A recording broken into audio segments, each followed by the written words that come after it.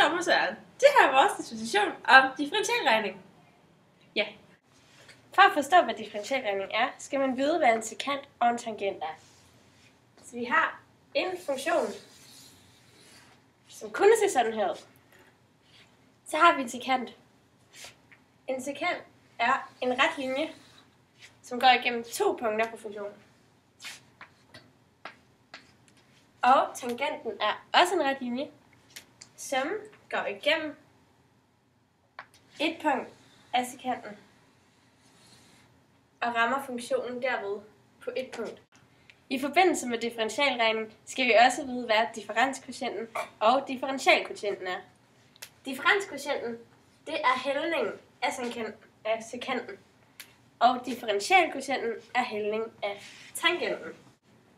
Eksempler på funktioner, som ikke er differentiable, er en funktion af den numeriske værdi af x. Denne funktion har et knæk.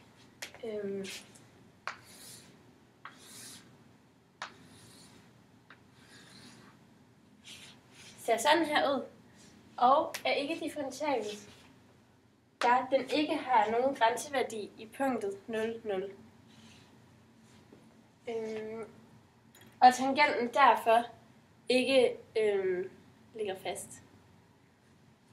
En anden funktion, som heller ikke er differentiabel, er en funktion med et hop.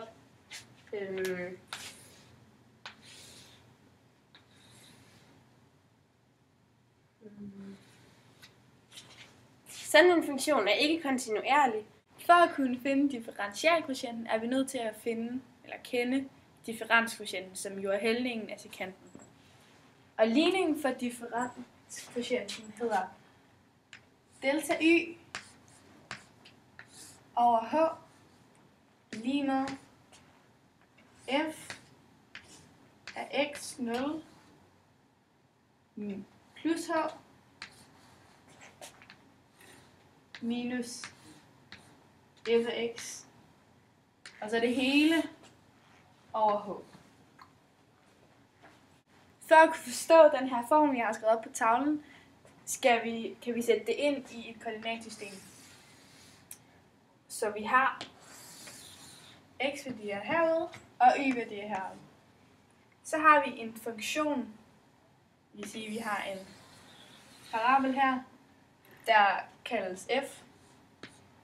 Og så vælger vi et punkt på vores graf her og et punkt her. Vi har 2 punkter. Og igennem de 2 punkter her, der skal vores sekant gå.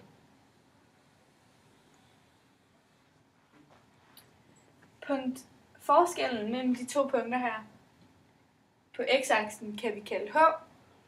Så hvis vi har punktet her og punktet her, så kaldes forskellen, den kalder vi h.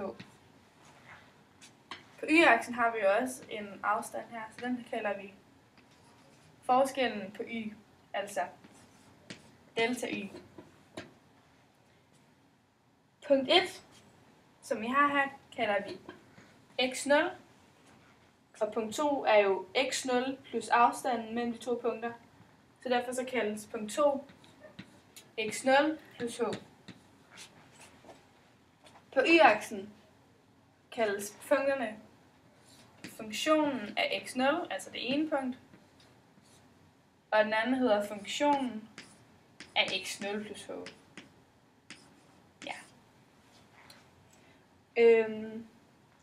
Så det vil sige, at vi har et punkt 1 her, der hedder x0, f af x0, og en funktion herover, eller et punkt herover hedder det, der hedder x af x0 plus h, f af x0 plus h. På den her måde findes vores differenskvotient, altså hældningen på vores sekant her. Men meningen er jo, at vi skal finde differenskvotienten, og det gør vi simpelthen ved at lade grænseværdien til vores funktion eller vores sekant gå imod 0. Så h bliver 0.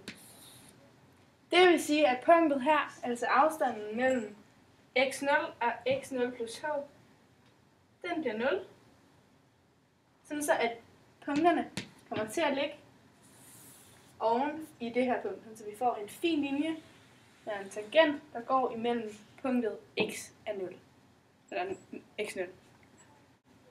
For at komme med et eksempel på dette, kan vi jo tage en anden gradsligning, der hedder funktionen af x lige med x i anden plus 3x minus 4. Når vi differentierer den, så har vi nogle regler, der gælder for hvert led i vores, hvert led i vores sætning, eller vores funktion. Og for denne funktion vil f-mærke, eller den differentierede ligning, den vil hedde 2x, fordi dette led bliver til 2x, og så vil det her led, det vil bare, som er en lineær ligning, den vil bare komme til at hedde 3. Altså den her 3. Så det er vores differentierede ligning. Nu vil vi gerne præsentere 2 forskellige beviser. Det første bevis er et bevis for, at fx er lige med x i anden bliver differentieret til 2x. I vores første del af beviset skal vi finde forskellen på de 2 y-værdier. Det vi kalder delta y. Det gør vi. Her har vi 2 y-værdier. Og så gør vi simpelthen det, at vi sætter x i anden ind på x's plads. Så vi siger x 0 plus h i anden minus x 0 i anden. Bum. I næste trin bruger vi kvadratsætninger til at hæve parenteserne og gøre det nemmere for os selv. I anden plus 2 gange h gange x 0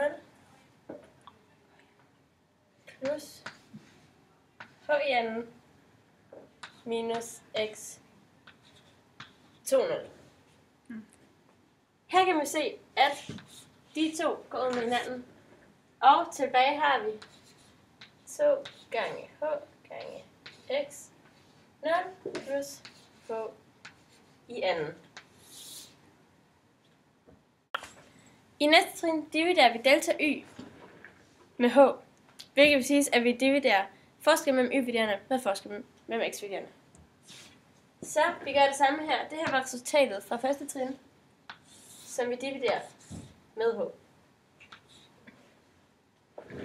Og da vi dividerer i begge led, bliver resultatet 2x 0 plus h. I det sidste trin finder vi hældningen af tangenten ved at lade h gå mod 0. Det vil sige, nu hedder det 2x 0 plus 0. Det giver 2x 0. Og herved har vi vist, at x i anden differentieret er 2x.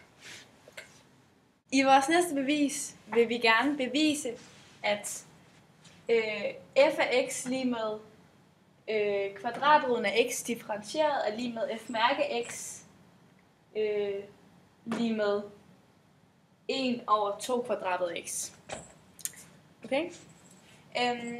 Vores første trin i dette bevis, det er delta y, som vi havde i de andre trin. Og delta y, det er den ene y-værdi minus den anden y-værdi. Og det vil så sige, at den hedder f af x0 minus h, eller plus h hedder det, minus f af x0. Så skal vi have sat vores kvadratrod af x ind i formlen, og det bliver så til kvadratrod af x0 plus h minus, så ikke noget f, bare kvadratrod af x0. Og det kan vi simpelthen ikke gøre mere ved nu, så nu har vi vores delta y, der hedder kvadratrod af x0 plus h minus kvadratrod af x0. Vores andet trin, der skal vi dividere delta y med h, og delta y, den formel vi så regner med her, den hedder f af x0 plus h, altså vores første y-værdi, minus vores anden y-værdi, f af x0 over h, altså delta y over h. Delta y, den regnede vi jo ud lige før i trin 1, og det giver jo så kvadratroden af x0 plus h minus kvadratroden af x0, og så over h. Det her, det kan vi som sådan ikke rigtig gøre noget mere ved. Men jeg har et lille trick, som jeg kan putte ind, sådan så jeg kan få reduceret det her til noget mere. Og det jeg gør nu, det er, at jeg ganger med x0, eller kvadratroden af x0 plus h plus kvadratroden af x0. Og det kommer så til at det gør jeg på både på den øverste side af brygstregen og den nederste side af brygstregen, altså tælleren og nævneren. Så det kommer til at se sådan her ud. Altså x0 plus h minus kvadratroden af x0 parentes slut gange kvadratroden af x0 plus h plus kvadratroden af x0. Og så har vi h, som selvfølgelig også lige skal ganges af vores fine lille tal af vores række. Kvadratroden af x0 plus h plus kvadratroden af x0. Jeg visker lige det her ud, så vi kan få plads til at skrive resten af vores bevis op, eller vores andet led. Fordi det kommer nemlig til at fylde lige lidt mere. Så vi har vores bryg, der hedder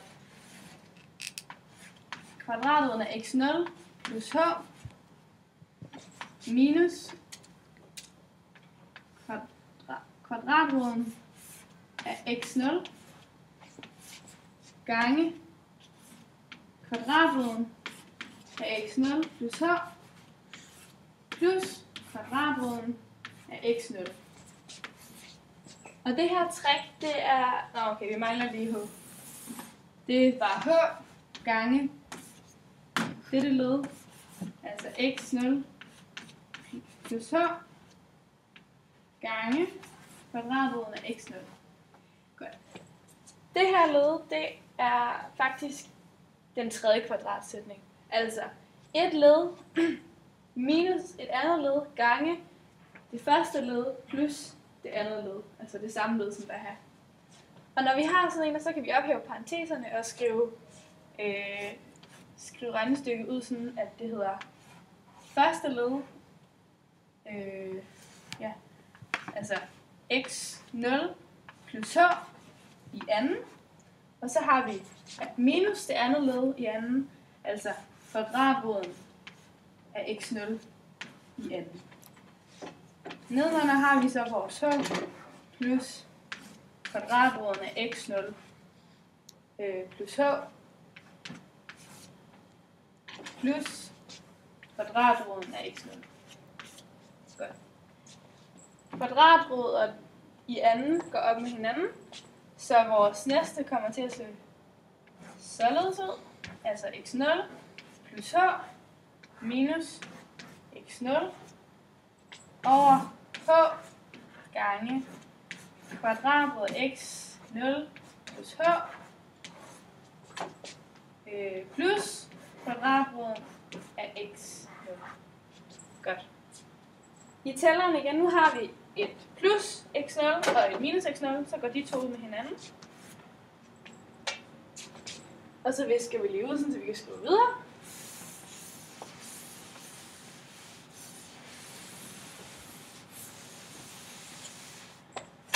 Så. Vi har nu bare et enkelt h stående her. Over h gange kvadratroden x0 plus h plus kvadratroden af x0. Okay, så vi har et h her og et h her. Og det omskriver vi, sådan så vi har de her to gået ved hinanden. Sådan så vi bare har en brøk, der hedder 1 over kvadratroden af x0 plus h plus x0. I vores sidste og tredje trin, der lavede vi bare ganske enkelt h gå mod 0, når vi har delta y over h. Altså vi finder grænseværdien ved at lade h gå mod 0. Så vi har vores formel, der hedder 1. Formelen vores udregning, der hedder 1 over kvadratroden af x0 plus h plus kvadratroden af x0. Så det her det bliver 0. Det vil sige, at vi har et stykke, eller vi har noget, der hedder 1 over kvadratroden af x0 plus 0 plus kvadratroden af x0. Det vil så sige, at vi skriver det her om, så vi har 1 over 2. Altså vi har det her, det er væk. Så vi har den her plus den, det vil sige 2 kvadratrod x0. Og hermed har vi så bevist, at funktionen f af x, altså når f af x er kvadratroden af x, bliver den differentieret til 1 over 2 kvadratrod x, altså det vi har hernede. Så hvis vi skulle tage et lille eksempel på det, så kunne vi sige, at vi havde en ligning, der hed f af x lige med 2 kvadratrod x plus 2x plus minus 4. Det bliver så til differentieret f mærke af x 2 gange 1 over 2 kvadratrod x plus 2.